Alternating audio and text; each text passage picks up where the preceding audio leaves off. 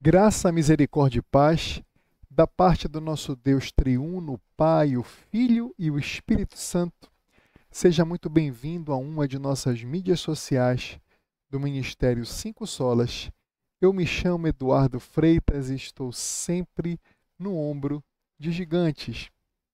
E hoje, meus amados irmãos e irmãs, meu amigo e minha amiga que está aqui assistindo este vídeo, nós chegamos hoje ao final do nosso breve estudo devocional que temos feito pelo Salmo de número 7.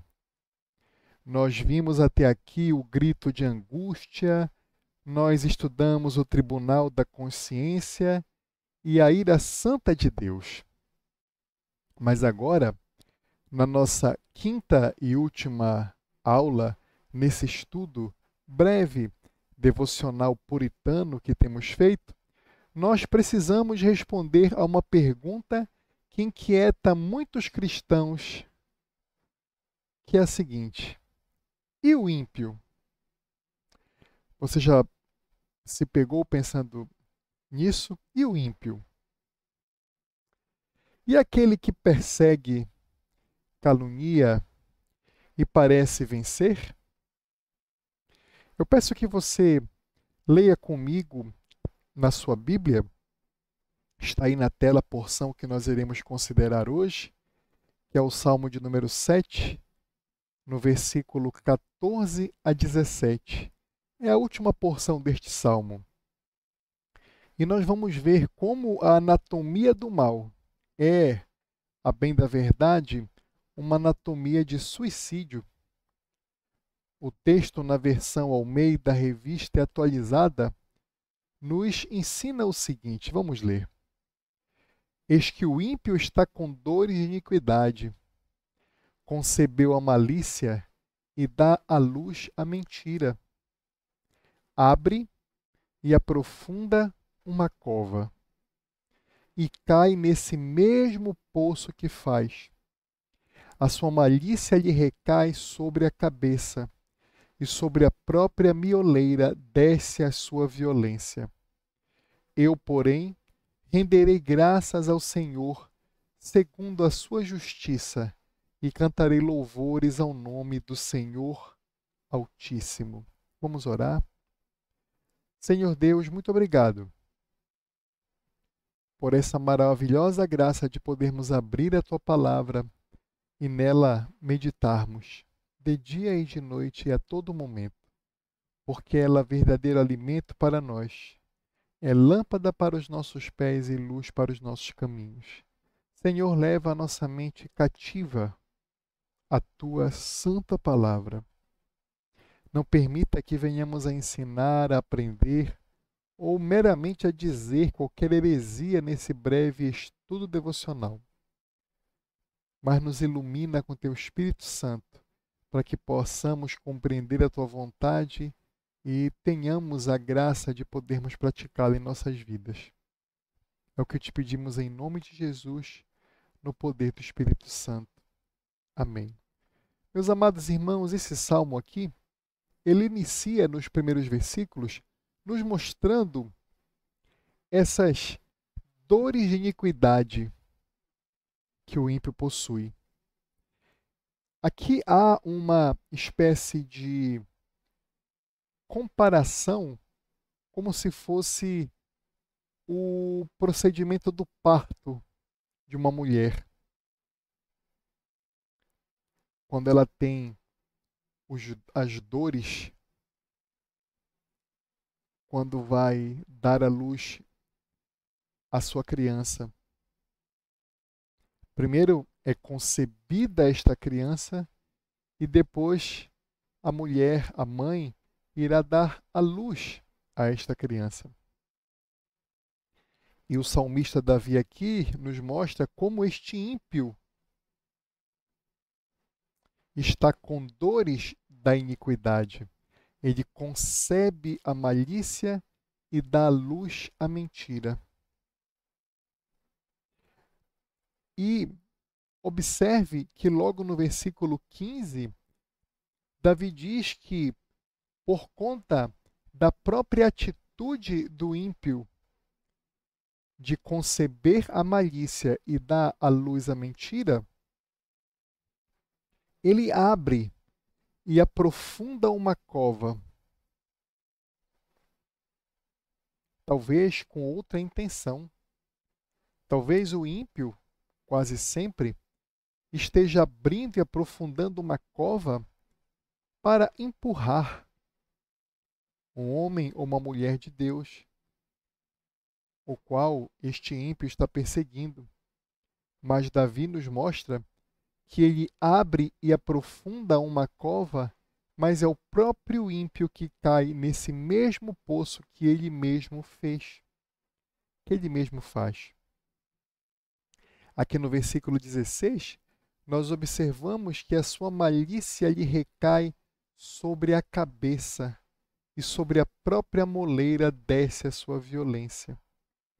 Então observe que essas dores da iniquidade que o ímpio possui inicia desde a concepção da malícia, depois dando à luz a mentira, depois com suas próprias mãos cavando, abrindo e alargando e aprofundando uma cova e caindo nesta mesma cova que ele fez.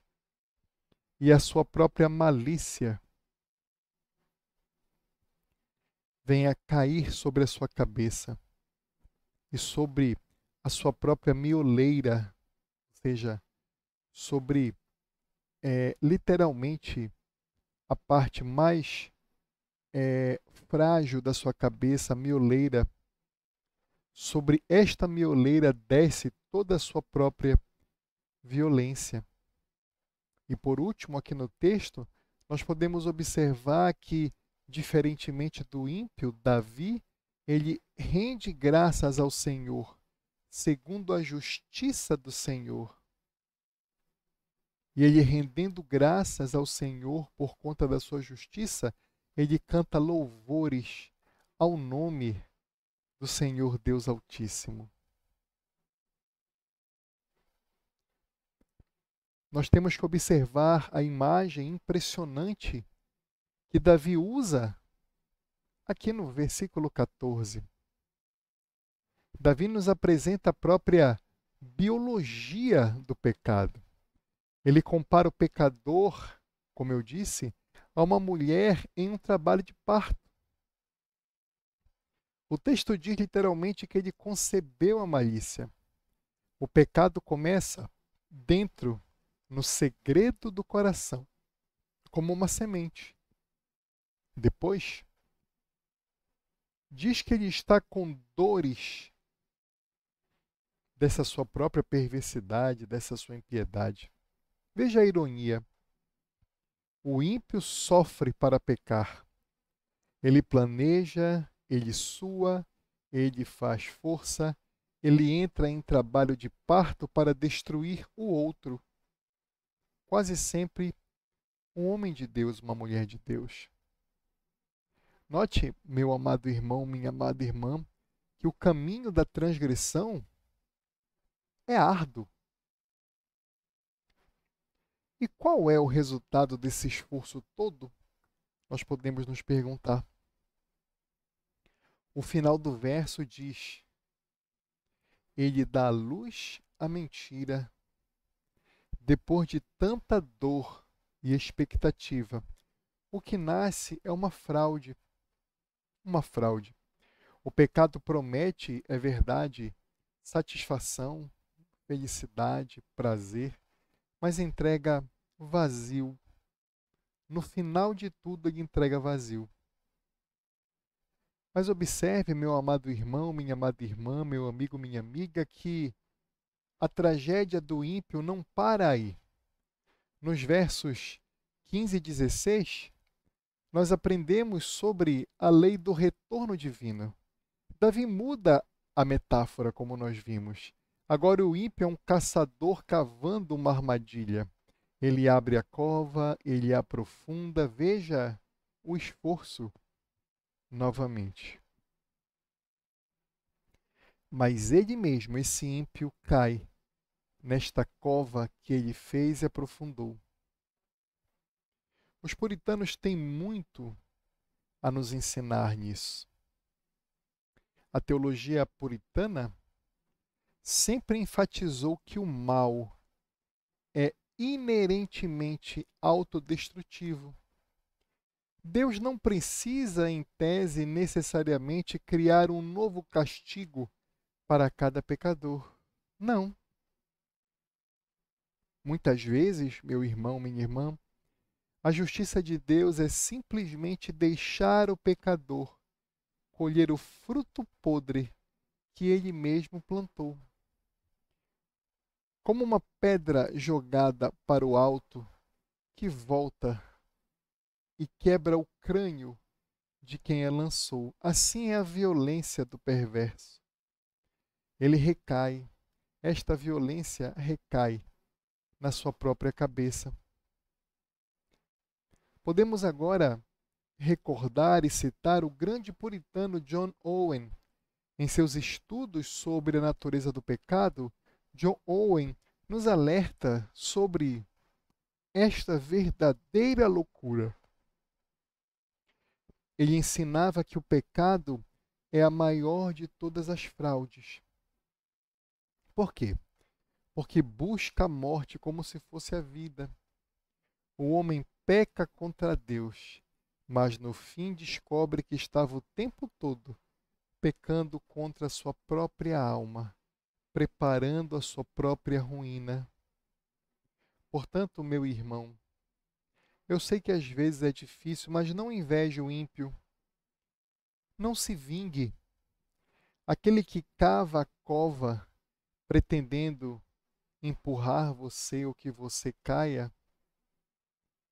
na realidade ele já está com os pés na beira deste abismo, ou então, o que é pior, para cavar desta cova, ele já está no fundo da mesma, no fundo deste abismo. E como termina o salmo?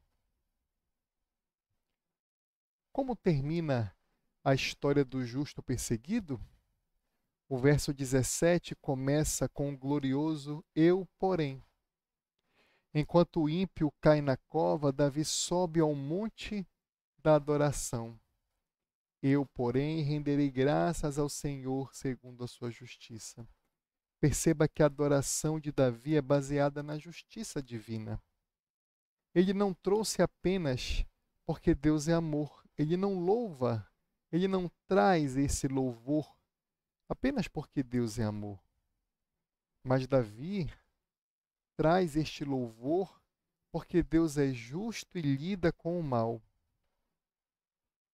O salmo que começou como um sigaion, ou seja, um grito errante e desesperado na poética hebraica, termina agora com um hino ordenado e solene ao nome do Senhor Altíssimo.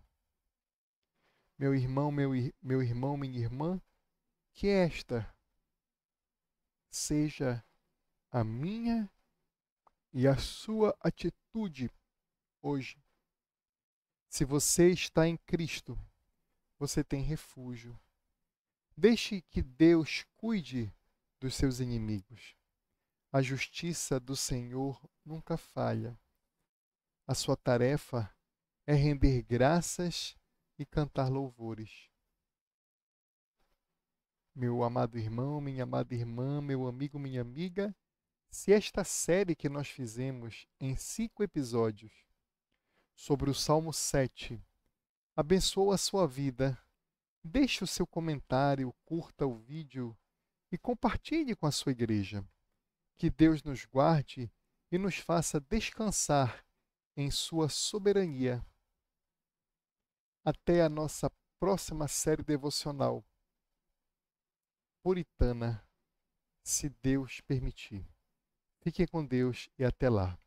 Eu me chamo Eduardo Freitas e estou sempre no ombro de gigantes.